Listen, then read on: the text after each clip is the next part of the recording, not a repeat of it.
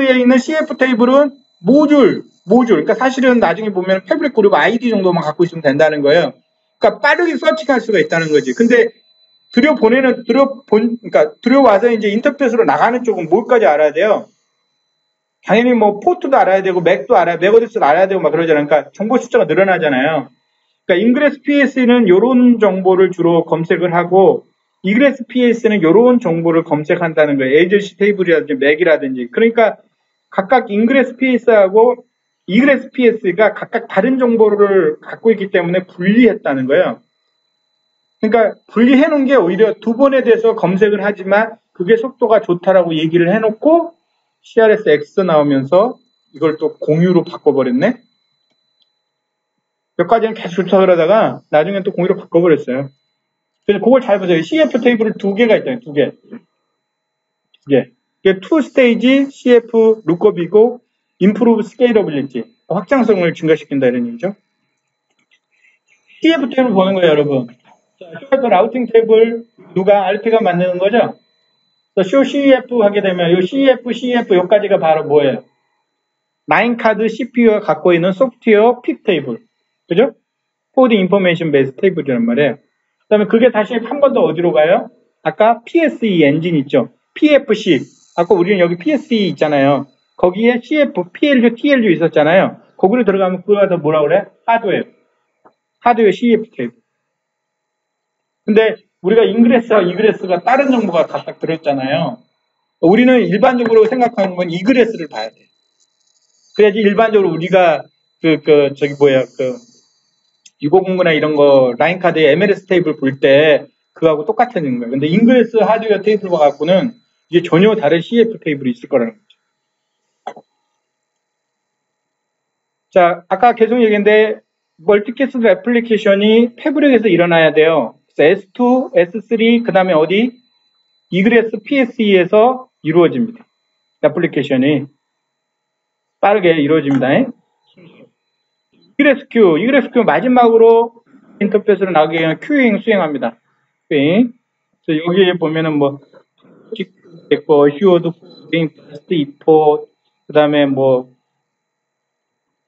멀티캐스트 큐, 유니캐스트 큐 뭐 이런 것들이 따로따로 이렇게 있습니다. 그래서 여기에 이런 큐가 많이 가지고 있기 때문에 우리가 MQC라고 하는 모듈러 QS 커맨드가 얘는 적용이 됩니다. 여러분 6509나 이런 것들은 얘네들이 Q 숫자가 되게 적기 때문에 모듈에 따라서 QS 명령을 적용을 할 때 한계가 되게 많거든요. 어느 놈은 밴드위스가 안 된다든지 폴리스만 되고 밴드수가 안 된다든지 이런 거 많아요. 아웃바운드 폴리스는 안 되고 인바운드 폴리스만 된다든지. 아까 보니까 이 폴리서가 어디 들어있어? 얘는 인바운드, 아웃바운드 다 들어있어. 아까 PSE 보면은 폴리서 있었잖아요. 그러니까 얘는 인바운드, 아웃바운드 폴리서 다 돼. 근데 막 650 같은 경우 아마 인바운드만 되고 아웃바운드 안 되거든요. 그러다가 ES 플러스라는 그 모듈로 가면서 막 그게 되고 그러거든요.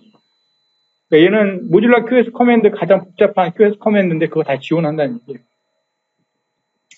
그래서 이런 하드웨어 큐가 어디에 할당이 되고, 뭐 숫자는 어디 있고, 토큰은 어디 있고, 뭐 이런 것들을 나타내는 명령들이고요. 자, 이런 거, 모듈러 QS 커맨드 이거 다 지원하잖아요. 자, 그래서 마지막으로 한 번 자 보세요. 피지컬 레이어에서 하는 일이 뭐예요? 이 광을 갖다 뭘로 바꾸고 전기로 바꾸는 일을 하죠. 여기 내부적으로 전기 쓰니까. 그 다음에 여기에 뭐가 있었냐면, 피지컬 레이어하고 맥이 있었죠. 여기 PLA 로직이 있어서 PLA, 그러니까 플립 레이어 에이직을 통해서 누구한테? PSA한테 전달했죠. PSA가 여기 헤더하고 페이로드 분리시켜가지고 헤더를 이용해서 헤더를 각각의 PPE들한테 들어가서 L3 처리하고, 그죠? 그 다음에 그걸 누구한테? 인그레스 큐한테 던져주고, 인그레스 큐가 패브릭한테 던져주고, 패브릭이 S1, S2, S3를 거쳐서 다시 상대방일 수도 있고, 뭐 같은 놈도 상관없어요. 일로 와요, 일로. 패브릭 큐한테 와. 그럼 이게 다시 아웃바운드 가기 위한 그 헤더가 여기 PSE에서 처리가 되고, 그 다음에 이그레스 큐를 통해서 나간다. 그런 얘기죠. 전체적으로. 그래서 이제 중요한 게 요거예요. 실제 요거 하려고 그러는 거거든요. 왜 이거를 자꾸 설명을 했느냐. 나중에 보면 라인카드가 고장이 날 때 여기서 무슨 이런 인그레스 큐 이상하다, PSE 이상하다, 뭐 이런 에러 메시지가 자꾸 떨어져요. 그래가지고 카드마다 전부 커맨드가 따로따로 있어, 이렇게. 컨트롤러 플림, 에이직, 서머리, 스테이트. 그 다음에 쇼 컨트롤 PSE, Tcam, PSE, Tcam. 그 상태 보는 거. 그 다음에 쇼 컨트롤 이그레스 큐 상태 보는 거. 물론, 패브릭도 있겠죠? 쇼 컨트롤 패브릭 큐. 쇼 컨트롤러 PSE인데, Tcam 하게 되면 이건 인그레스, 이그레스가 뒤에 아마 있을 거예요, 명령이. 그 다음에 이그레스 큐. 그러니까 이 에이직의 이름을 정확하게 알고 역할을 알아야지만 이 커맨드를 던져서 어떤 게 문제인가, 그 다음에 어느 쪽에 문제가 생겼는가, 이런 걸 이 커맨드로 전부 알 수 있도록 해놨거든요.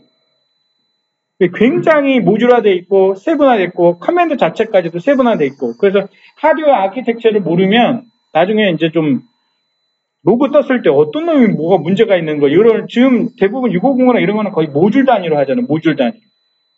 모듈 고장났다 이 정도잖아요. 물론 가끔씩 보면 뭐 모듈 속안에 파워 컨버팅하는 칩이 잘못됐다 뭐 이런 것까지는 떠요.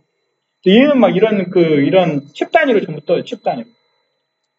근데가 이 칩에 또 나중에 예전에 이름도 있었어. 메트로니 뭐 스프레이니 스폰지니 메트로 샤크, 얘는 뭐 씨 바다, 그다음에 스타 별 슈퍼스타 뭐 이런 거 이름도 있었고 막 그래요.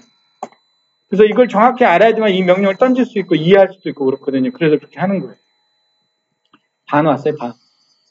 거짓말 다 왔어요. 자, CRS3. 별거 아니죠? 140G 패브릭을 가지고 있다, 라인 카드. CRS1의 하드웨어를 같이 쓸 수가 있는데 절대 140G MSC에다가 40G 라인 카드는 쓸 수 없어요. 짝으로 맞춰야 돼요. 그 다음에 패브릭이 140G로 바꾸면서 얘가 뭐가 된 거예요? CRS3가 된 거죠? 그러니까 패브릭도 140G 패브릭이 따로 있다는 거예요. 네? 그래서 여기 좀, 이거 좀 크기가 좀 작게 나왔는데, 여기 이제, MSC, CRS3의 하드웨어들 보는데 이게 좀 잘못 나온 것들이 있어가지고, 뭐, 싱글 샤시에 사용하는 패브릭들이 있는데, 뭐, CRS4용 S3, 3용, 8용 S3, 6용 S3인데, 실제로 S3가 아니고요. 1, 2, 3, 1, 2, 3. 그러니까 3스테이지 다 갖고 있는 거. 그 다음에 이제 멀티 샤시용으로 두 가지가 있어요. 분리가 돼요. 그래서 CRS 16용으로는 1번, 3번, 그러니까 S1, 3 패브릭과 S2 패브릭이 따로 있어요. 그래서 S1, 3는 패브릭 카드, 그러니까 라인 카드 샤시에 들어가고 S2 샤시가 패브릭 카드 샤시에 들어가고 멀티 샤시를 구성하려고 패브릭이 어떻게 해요? 나눠져 있다. 이게 나눠진 게 보여요. 그 다음에 10G가 14포트 10G니까 140G 아니에요. 그죠? 그 다음에, 1G짜리 100G가 나온다. CR3부터 1G짜리 100G가 나올 거라는 거예요. 백워드 컴팔러비리티, 아까 기억하세요, 이거? 봤던 거. 다시 한번 보여줘요. 그러니까, 패브릭 140G는 40G를 커버한다는 거예요. 그러니까, 마찬가지로 CRX의 400G는 40G, 140G, 400G 라인카드를 커버를 해. 근데 플림하고 MSC 줄 때는 어떻게 한다? 반드시 1대1로 맞춰야 된다. 그래서 절대 140G MSC가 또는 FP가 또는 LSP가 40G 지원 못한다. 짝으로 써야 된다는 거 잊지 마시고.